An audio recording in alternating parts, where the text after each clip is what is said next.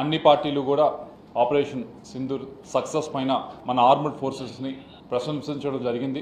అలాగే మనం ఇంటెలిజెన్స్ అయితే కానీ మన ప్రెసిషన్తో ఏ విధంగా అయితే టార్గెట్స్ని ఎన్నుకోవడం జరిగిందో ఎటువంటి సివిల్ టార్గెట్స్ని కూడా ఇబ్బంది పెట్టకుండా కేవలం సివిల్ కానీ మిలిటరీ బేసెస్ కానీ పక్కకు పెట్టి కేవలం ఏదైతే టెర్రరిస్ట్ స్థావరాలు ఉన్నాయో తొమ్మిదిని కూడా టార్గెట్ చేయడం జరిగింది. దానిపైన ఈరోజు అఖిల పక్ష సమావేశం కూడా జరిగింది. అన్ని పార్టీస్ కూడా దానికి మద్దతు ప్రకటించాయి. ఆర్మ్డ్ ఫోర్సెస్ సక్సెస్ని అందరూ కూడా ప్రశంసించడం జరిగింది. అయితే దీంట్లో ప్రతి ఒక్కరూ కూడా లేవనెత్తింది గుర్తు చేసింది ఏమిటంటే మొదటిది ఏ విధంగా పాకిస్తాన్లో ఈ అటాక్స్ అయిన తర్వాత ఏ విధంగా వారు స్పందించారు అనేది ఒకటి అందరూ కూడా ఒకసారి గుర్తు చేయడం జరిగింది. ఏ విధంగా మిలిటరీ పీపుల్ పాకిస్తాన్లో కొంతమంది టెర్రరిస్టులు చనిపోతే వారి ఫ్యూనరల్కి కూడా వెళ్ళడం జరిగింది. ఆ ఫ్యూనరల్లో కూడా ఖననం చేసేటప్పుడు కూడా అక్కడ కూడా మిలిటరీ ఉన్న దగ్గరే పక్కన టెర్రరిస్టులు కొంతమంది వచ్చిన ఫోటోల్లో కూడా అందరికీ కూడా కనిపిస్తూ ఉన్నాయి. అది పాకిస్తాన్ పరిస్థితి.